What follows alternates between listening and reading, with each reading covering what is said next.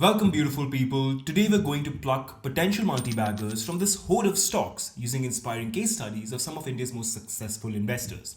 Stick around because for each of these investors, I'm going to point out stocks that I believe fit the pattern today. Not investment advice though, please do your own due diligence before investing. First up, the late great Mr. Rakesh Jhunjhunwala, famously known as India's Warren Buffett. We all know of his most iconic bet, Titan. But 20 years back, most analysts believed Titan was overvalued. How then did he convince himself to hold on? He did so because he spotted a seismic change in India's consumption pattern that nobody else wanted to believe. He recognized the booming middle class, rising incomes, and changing consumer preferences. Fast forward a decade, and Titan became one of the greatest multi-baggers in history. So Mr. Jhunjhunwala teaches us to look for strong brands with scalability that most importantly matches changing consumer preferences. And in the same league, we have ABFRL, but for a very surprising reason. This stock has been struggling to perform, but its main issue was never sales or gross margins. Its brands have been outselling their competitors for years and by a lot. ABFRL's main issue was always the high depreciation cost associated with its physical store. You and I are more than comfortable shopping online now, but ABFRL was very late to make that transition. The costs associated with its physical stores ate into its margins quarter after quarter. Still, ABFRL is now changing. It is reducing its physical footprint while expanding its online presence. Over the next few quarters, I expect this change in strategy to surprise the market. Trent is another example. The demand for both low-cost fashion through Zudio and mid-range fashion through Zara is only going to rise. It is corrected by a lot, but if any stock is to be a consistent compounder with India's consumption story, it's Trent. To find more consistent compounders that can fit into a recession-proof portfolio, try this video. Next is Mr. Radhakishan Damani, the legend behind D-Mart. He believed in the power of retail and consumer staples, given India's growing middle class and increasing household incomes. Early investors who saw the potential in D-Mart's low-cost, efficient model enjoyed tremendous gains. From him, we learned to invest in growing sectors like retail and, most importantly, to focus on operational efficiency. A current potential candidate for exceptionally efficient use of capital could be Page Industries, another textile stock. I know, but what can I say? Boring makes money. Page Industries has a ROIC of about 60%, and that's not even the highest they have had. Their return on capital has been as high as 70%. They also boast a product that is irreplaceable in India. I mean, we might like to wear fancy brands, but well, at least mine is still jockey. We still call swimming trunks Speedos, don't we? It is exclusively their brand in India. An excellent ownership pattern with very few investors shows that this stock is massively overlooked by the market.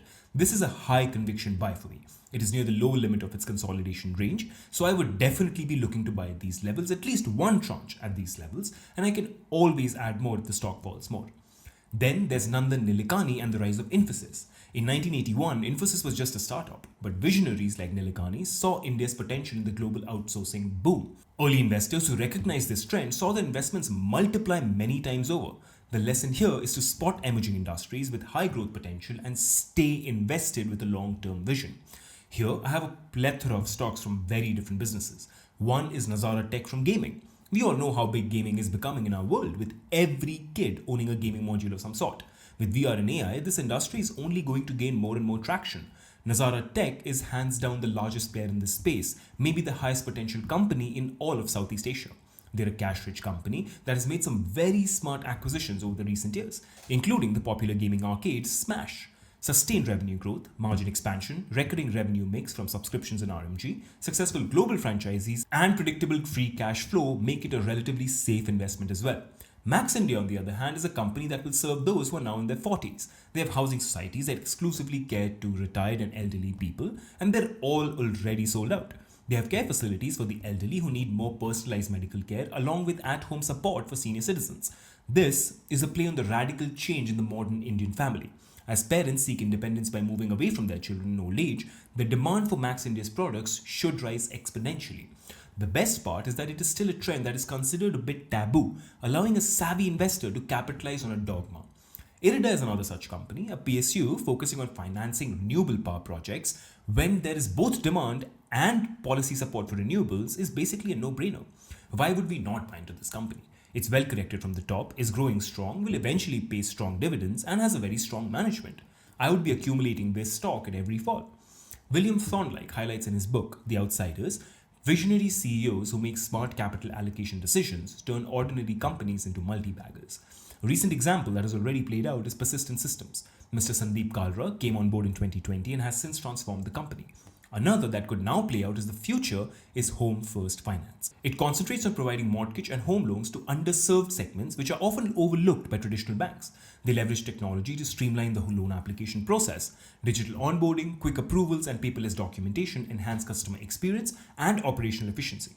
Use of advanced credit scoring models, including data analytics and machine learning, helps assess borrowers' creditworthiness better than traditional methods.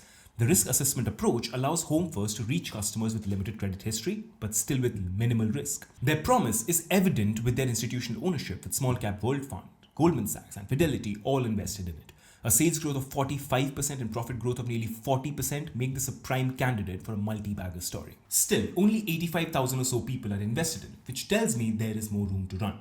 I would be treading cautiously in a recessionary environment, but when and if a recession hits, this is going to be added to my portfolio. And let's not forget Azim Premji's Wipro. Starting as a small vegetable oil business, Premji turned Wipro into a global IT powerhouse through disciplined growth and client focus. His story shows how a strategic pivot can change a company's fortunes. A perfect example for this today is Anant, traditionally known as a real estate developer in India. It recently started transforming its business strategy towards data centers. Anant owns significant land parcels in key locations which are suited for data center development, sites with reliable power sources, good connectivity, and security. The company smartly aims to convert some of its land assets into data center campuses, capitalizing on the high demand for such infrastructure. However, data centers need tier design, modularity, efficient cooling, adoption of indirect evaporative economies or liquid cooling for high-density racks, robust power distribution, and BMS. As a real estate developer, Anant must either hire certified DC architects, engineers, or work with an experienced operator partner. If Anant secures a strong operator partner in a JV, the project's internal revenue mix and valuation multiples could be very attractive. This shift signifies a move towards high-tech infrastructure, aiming for sustainable long-term growth, which could make this company a potential multi-bagger as well.